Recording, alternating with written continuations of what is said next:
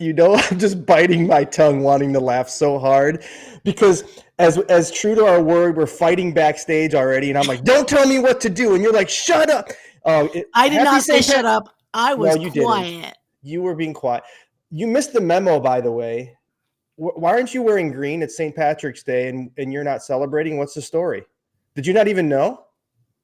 Is it St. Patrick's Day today? Well, Yeah. everyone partied over the weekend, so I just assumed it's over. Oh. I wore green on Saturday when everyone else was partying. Fair enough. That's how it was in Chicago too. It was beautiful this weekend. Now, yesterday it was snowing, and today it's freezing. But we were lucky in Chicago here over the weekend to have 70-degree weather, and they dyed the river green. And today people are eating their corned beef and Reubens and whatever else. So that sounds yummy. That sounds yeah, really yummy. I might have to go get a green beer and a Reuben after this. How about it, huh? Hey man, have one for me. I don't know what's going on in Texas, so. Well, you're not celebrating since you're not wearing green. You're out, I guess. Excuse me. I already celebrated. I'm a little tired still, so yeah, I'm good. Now the truth comes out. Now the truth comes out. Well, let's get this show started. I'm excited to get to our guest and onto that green beer later this afternoon. All right. Do you want to sponsor it first, or do you want to do the intro first, my friend? Well, let's do the intro first, then the sponsor. All right, cool deal. Hold, please. I know you're mad at me. I went backwards.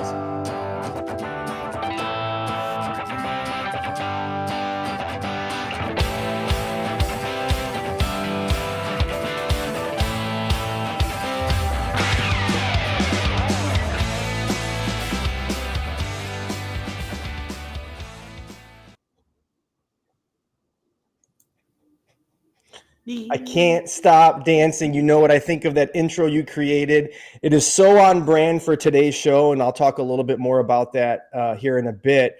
But of course, as you tried to get me to do so, rightfully so, and I was out of order, of course, today's show would not be possible without our amazing headlining sponsor, Speakeasy Custom Tattoo. If you don't know, Speakeasy Custom Tattoo is located in the Wicker Park neighborhood of Chicago, in the historic Flatiron Building. With over 30 years of experience, they have a curated staff of magnificently talented local and international artists, and they continue to host new monthly guests from all over the world. They're an appointment-only custom tattoo shop offering a wide range of styles in a clean and relaxing environment. And no matter the style you're looking for, they will absolutely help make your vision come to life. Please check out all of their artists on the website at www.speakeasycustomtattoo.com.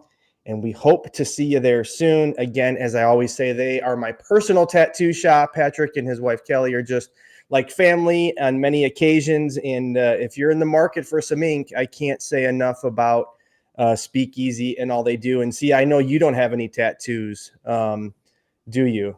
No, I'm a big wussy, but I am a fan of the art. I know you are. There's nothing better than a great tattoo. Yeah, I agree. I have a few of them. We'll do some content about them later. But as I was saying, Speakeasy and our intro is so on brand. Today we have the most amazing Elle Ullum coming on. She's the Chief Development Officer at the Chicago Furniture Bank. And I first became aware of her long, long ago, not because of the amazing work she does in raising funds for community building organizations all throughout the Chicagoland area. So Sia, I'm going to kick you off. We're going to bring her on. I hope you could bring that awesome picture up of how I first became aware of her. And we'll hear more about the work she does at the Furniture Bank, huh? I will. I'm out of here. Have a great show, guys. All right, let's do it. How amazing is this? If I had my druthers, we would talk about this all show, but we have to talk about the Chicago Furniture Bank, of course. See, I think you're bringing her up. Is she there? Uh-oh. There she is. Technical difficulties. If you didn't see, Elle, there was that you're a woman after my own heart. You got to be on I know. So I could talk about this all afternoon. You know how much of a diehard Pearl Jam fan I am. The list goes on and on. But you got to keep score at Wrigley Field with Eddie Vedder quick. Talk about that, because that's how I first got to know you, and then we'll get on with the show. Yeah, I didn't even know that. Oh, she's freezing. Oh, you got me? Yeah, there you are. You're good. You're back. Oh, great. Yep, you're good. Yeah, so funny, like I didn't I didn't even know that this made on national TV. I mean, that's what this is, a screenshot from the broadcast that day. But yeah, I was just fortunate enough to be sitting just close enough that I was able to make contact and say, hey, did you get that last play? Let's check it out. So we got to compare scores. I had been in the bleachers, I think, all week that week. So we were looking at past scores as well. So just a really amazing experience to be able to talk scores. Like, not many people keep score in the bleachers or keep score at baseball much anymore, but to have that moment, like, I never would have guessed, and it was amazing. I could only imagine. I've been fortunate to be backstage at a few shows. I have some mutual friends, but to hang out in a setting like that, he's wearing a Dago tee, if you call it, I guess, a tank top, and getting sun in the stands. But that's not why we're here today, right? We're here to talk about who you are and all the amazing work you do at the Chicago Furniture Bank. So, Elle, if you don't mind, well, I could keep talking about Pearl Jam forever, of course. Right. Introduce yourself, if you don't mind, who you are, what you do, and what the Chicago Furniture Bank is all about. Yeah, so Elle Ullum, just Elle, is perfect. I have been a nonprofit for, oh my gosh, over 20 years, which I hate to say, because that just ages me way too much, because I still think I'm 27. But yeah, so I currently am the Chief Development Officer at the Chicago Furniture Bank. We were founded in 2018 by 3 college students who were graduating from Wharton and decided they wanted to do something about furniture poverty here in the Chicagoland area. So furniture banks aren't something that exists all over the country. We are the largest one in the country. And overall, just to give you some scale, like in 2023, we furnished 6,426 homes for free. It's amazing. And I was doing some research, and of course, as I got to know more about your work in the bank, I think, as you said, since 2018, 20 million pounds of furniture, 45,000 Chicagoans on whole, and over 20,000 households have been turned into homes due to the work of you and your colleagues. It's just so commendable, and it's just giving me chills. I'm getting goosebumps on my arm, because if you didn't know, last week we brought on Beth Neighbors from Journeys, and she works to tackle the housing epidemic that we have going on, particularly in the northwest suburbs. But you're in Chicago, and you're facing even greater need with what's going on as it relates to the cost of living and things of that sort. So talk a little bit about how the Furniture Bank supports others, how some can come and get some of your work, if you will. Like, how does somebody get to be a beneficiary of all the things you do? Yeah, it's so interesting. I should also say it's the first time I've ever done a podcast for all the folks out there. So you're rocking it. I don't know what you're I'm rocking doing. it. But yeah, so furniture poverty is something we don't think about often when it comes to moving people out of homelessness. I mean, a lot of times when you just think about giving, it's, give us food, give us shelter, give us clothing. But then what happens once you get the shelter? What's the next steps? When it comes to curing homelessness, we have to have a vast array of wraparound services that continue even after someone's house. So it's not just checking a box, see you later, right? So the Furniture Bank is this like needle in a haystack in the Chicagoland area that allows folks to get a whole house worth of furniture for free. So the way we work with 550 nonprofit partners. So we work with Housing Opportunity for Women, we work for Connections with the Homeless, we work for All Chicago. And it's not just Cook County, it's Cook, Lake, and DuPage counties. So we do go rather far. We go as far as we possibly can. But as folks are getting housed and they're leaving domestic violence situations, these are veterans, single moms, folks leaving incarceration, all need furniture once they're housed. Like, we had a woman most recently that, she in April got her housing, but it wasn't until September that she was able to get a bed to sleep in. She was sleeping on an air mattress and she had a TV. So through our nonprofit partners, individuals make appointments and they come to, we have a 70,000 square foot showroom in Brighton Park. No, just 70,000 square feet. No big deal. No big deal. We own the building too, which is even more magical. And about 10,000 square feet of that set aside as shopping. So it's just like you would go to a furniture store. We have it set up with dining room chairs and tables and couches and beds and rugs and art and lamps and kitchenware and toys. So folks come in, they register with us, and then they get to shop around and pick out what they want. And that is so key in someone creating the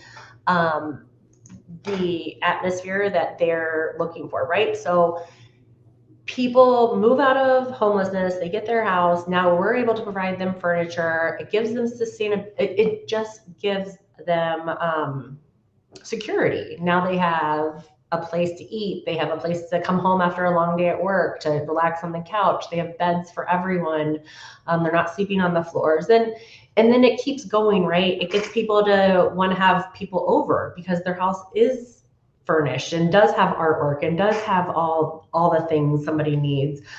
They get ingrained in their communities. A lot of times when people get housed through organizations, they're not necessarily going to the neighborhoods that they've grown up in or where their connections are. So, we want people to feel comfortable of having their neighbors over and just really, forming those connections that people ultimately need. We all need connection in order 100%. to survive, right? Yeah, you said it so beautifully. We all need connection. And as you know, I have a passion for mental health for different reasons and such. But as I listen to your story and as I listen to what the Furniture Bank actually does, right?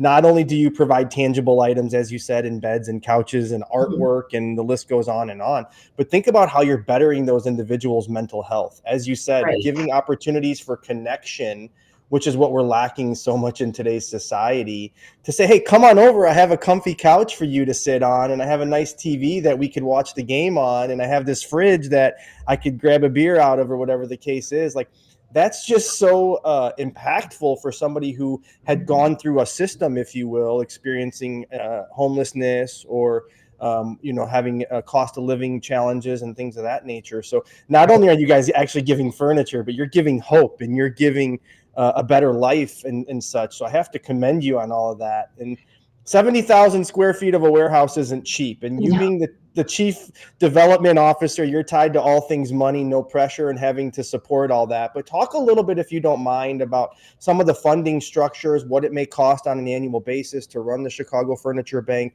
How do you raise money? We want to know how we can support you.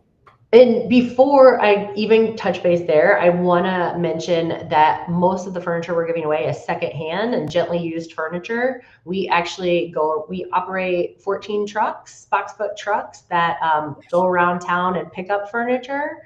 We also do large scale hotel and university decommissions. So we are keeping furniture out of landfills and waste out of landfills. And in fact, going back to those numbers, right, we kept 3 million pounds of waste out of landfills last year alone. Amazing. So not only are we doing this thing that's great for the community, but we have this whole sustainability and environmental impact on top of that. The numbers we produce. We have an ecosystem. Yeah. And I guess so. That's a good question, right? Somebody's in the chat here, and I hate to cut you off, but no, that's okay. Why should a Chicagoan, somebody like myself in Cook County, consider giving my used and nicely, still gently used furniture to you as opposed to Goodwill or the Salvation Army? Talk a little bit quickly about that. Those places take furniture anymore after the pandemic. So that's where we started picking up furniture in 2020 because we realized that that's what was going to lead to our success. So, we do have a process. When you go to our website, chicagofurniturebank.org, we do ask for photos, but for the most part, we're going to take stuff and we're going to leave it up to our clients to choose if it's going to work for them or not. We really want a diversified furniture selection. I mentioned those hotel decommissions and the university decommissions. We don't want 30 of the same dresser. We don't want everyone's house to look the same. That's not what we're trying to do. We're not trying to do cookie cutter housing. But if something sits on our showroom floor a little bit too long, it'll get a little red sticker on it, and then it just becomes a bonus item. So if somebody wants to take a love seat that has been sitting there for a while, great. And if they don't, then we do move forward. We tear apart what we can. We recycle what we can. I mean, we really are trying to just keep that sustainability and keep the environment in the front of mind. Furniture is the least recycled item in the country. And if you do look outside, like Chicagoland coming up, it's going to warm up. Furniture is going to start ending up in the alley. And one thing I can encourage everyone to do is if you're moving soon, call us. Like, don't just leave that furniture in the alley. There are people that need it. But like I said, we'll take pictures. We get pictures submitted with those orders. We do make sure we can use it before we come and pick it up. So I think that answered. Yeah. And so then we were discussing the funding mechanisms, right? Yes. Obviously I talk to charities all day, every day, like yourself. Nothing comes free. Things are getting more expensive. So, what kind of money do you need annually to operate? How are you raising that money? What type of events do you have coming up, et cetera? Yeah. So again, we have, we're about a $6 million budget. So we have about 60 to 65 employees at any given time. Oh, wait, there's another catch. We have a second There's chance. more. We have a second chance program. So we have a work development program as well. So we're hiring folks that are needed that second chance, right? For whatever reason, maybe formerly incarcerated or just they're not getting hired. We do have that work development program that goes on here as well. So salaries are our biggest cost. We've got overhead with what we do, with the trucks, with the insurance. So we do have a fee structure. So we do have this social enterprise, right? So we'll come pick up furniture. We charge people when we do the decommissions for the hotels and colleges and universities. So about 80% of our costs are covered through earned revenue. Just earned revenue just means we're doing something to earn that revenue programmatically. And then the other 20% is where I come in and do the fundraising. So about $1.5 million. So of course we have our individual donors, we have our foundations, corporate engagement, and then we have an event as well, right? We have large scale fundraising event. We have a gala in the fall that brings in, let's just go with, we're going to bring in $500,000 this coming year. At least. I'll just put it out there now. At least. We're putting it out into the world. Yeah. So I mean, easy $500,000, no problem. I'd like to say it was easy, but it's not.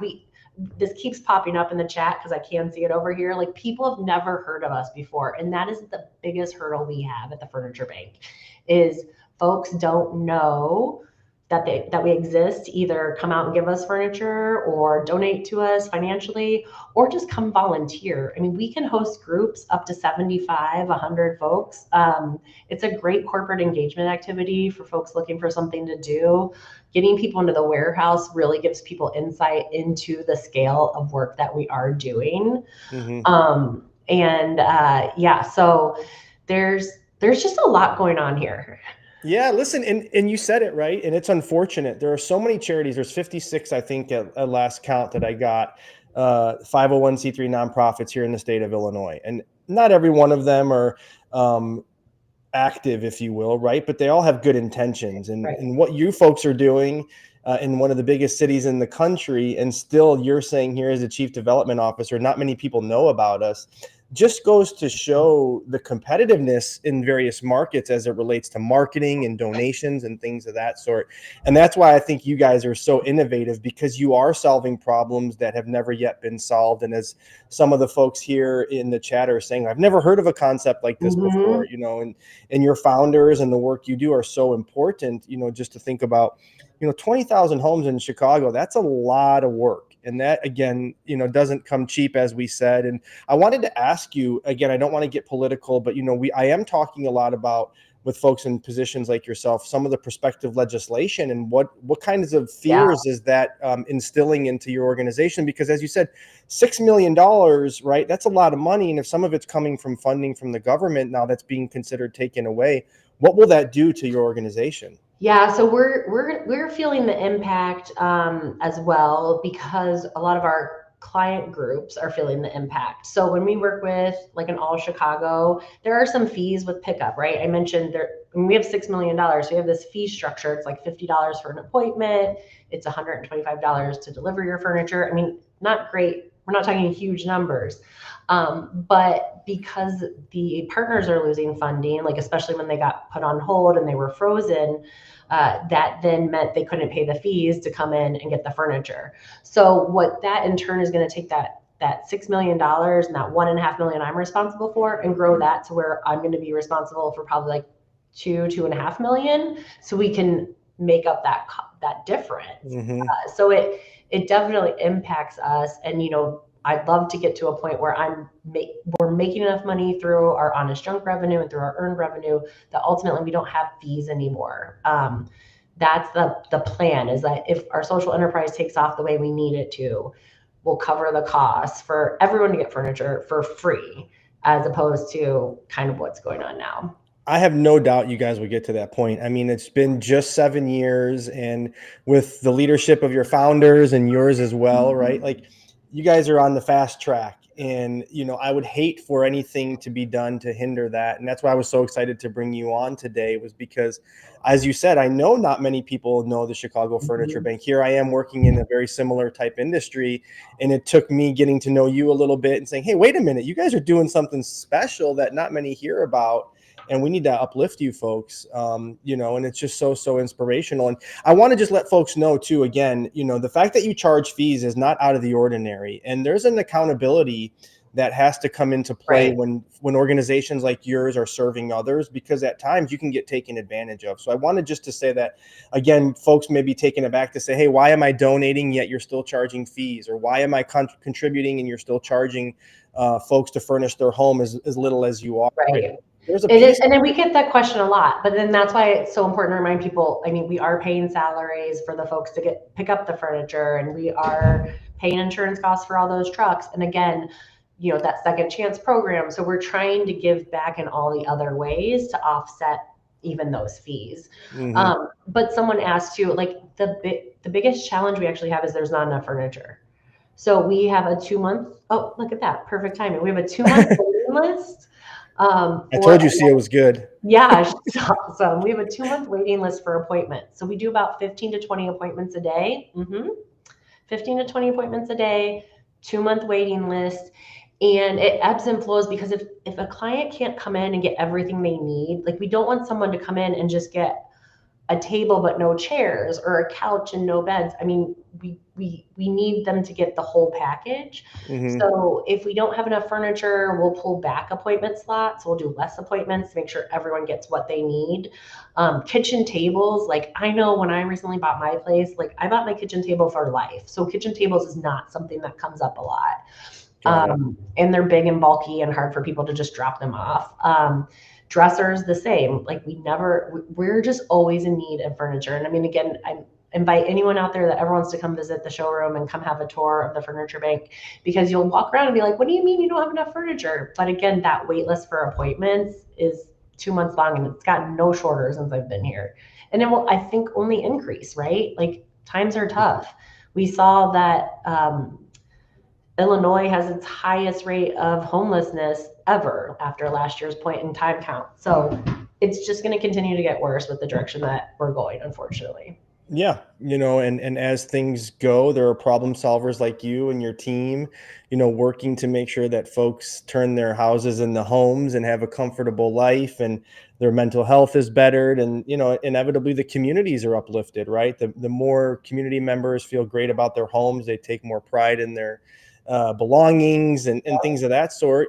This is where safety comes in. The list goes on and on as it relates to problems in the city of Chicago, and everything that you're, working to solve, whether it's providing job. I mean, gosh, it just gives me goosebumps, hearing everything that you do. But we're running short on time, and I told you it would go fast. See, you're like, I'm there. No, I can talk forever. I know. That's because you're passionate about what you do. That's why you're good at it. I am. And so, real quick, talk to folks. Where can they find out, who you are and what you do? And before you do that, like, I know you mentioned briefly about the appointment shopping. Yeah. You attempt to get everybody at once, right? And to get their whole home, Get the whole, yeah. So when they come in, they get like a checklist of like, here's everything you get to go shopping for. And as you walk around the room, you are identifying what you're taking. So it's really advanced. It's with masking tape and permanent marker.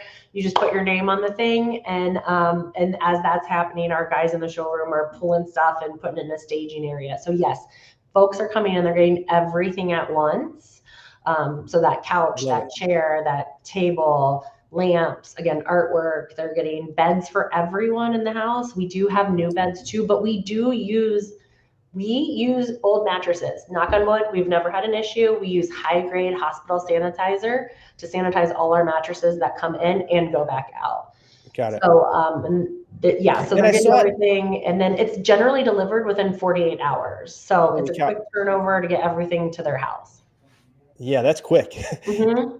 I saw, and I was going to ask again, as we're running short on time here, for you to just talk about where folks can find out more information about you. But before you do that, as I was poking around your information, I know you guys have specific events. You have one coming up in April for kitchen supplies, right? Yeah, we have a couple kitchenware drives. Yes, talk a bit briefly about how folks can go on your website and find the different events where they can come to donation locations, or again, volunteer to help accept donations, et cetera. And then how can they get a hold of you and get a chance to work with you? Okay, all the things in like 30 seconds right now. No, you got more time. We got about 5 or 6 minutes. We're good. Perfect. Yeah, the best way is to follow us on socials, Chicago Furniture Bank, on Instagram and on Facebook. That's going to give you the most up-to-date events. Our website's a little work in progress. I'm also in charge of communications, marketing, and the volunteer program. So not just fundraising. So, $1 million. Yeah, okay. No big deal.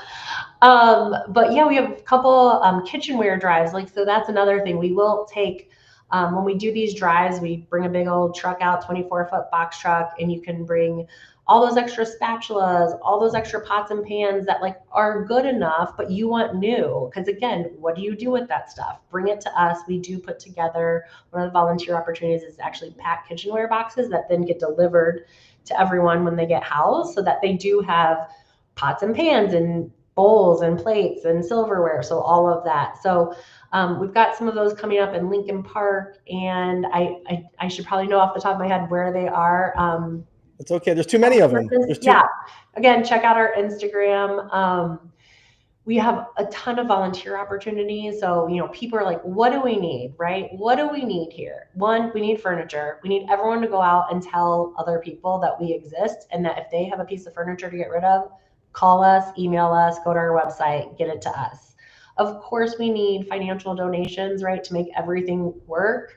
But we need hands. So come in and volunteer. Come see what's going on here, because I guarantee if I get you in the door, you're going to start wanting to give your money just because you see the impact and see how important this work is.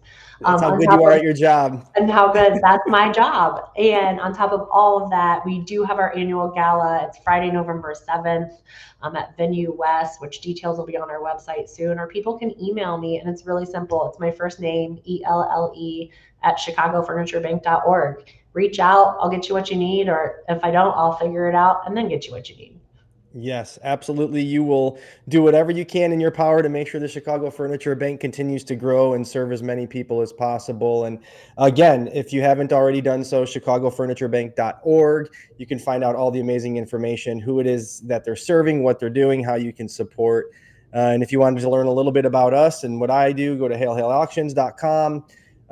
This has just been amazing. I have gotten goosebumps throughout this entire show.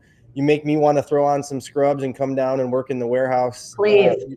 I know you're going to hold me to it, and I'm only as good as my word. So you'll be seeing me at some point soon. But this has just been an amazing, amazing show. Thank you for all you do. Thank you for helping the city of Chicago and those in Cook and Lake County and all the other areas that you help to make better. So with that said, again, please follow us on all of our socials, Hail Hail Auctions, Instagram, LinkedIn, all the things. Thanks for tuning in, but we have to highlight some more sponsors before we tune out. So last time, is there anything else you want to say? Come on out. Nope, just email me, come out, share what we do. Love it. And so let's get to that sponsor page one last time. Sia, again, Speakeasy Custom Tattoo, our headlining sponsor in the Wicker Park neighborhood and my personal tattoo shop. Brilliant Beam Media. Without Sia and her amazing work, this production would not be possible. Of course, Balancing Act and Tammy Fisher and all of her CPA work in Texas. We're going to see Tausi's commercial. And then, of course, Elle and all the work you do at the Chicago Furniture Bank. Thanks for supporting us and being a part of today's show. So we're going to get into that Tausi commercial. And happy St. Patrick's to everybody. Elle, thanks for wearing green, getting the memo. You're much better than Sia, by the way. She didn't even know what day it was. Yeah. Let's get to that Tausi commercial. Have a great day, everybody. Happy St. Patrick's Day. Falling asleep with your neck in the wrong position can be a real pain in the neck. Literally. People of all ages are falling for Tausi. Tossie gives you the comfort you've always dreamed of.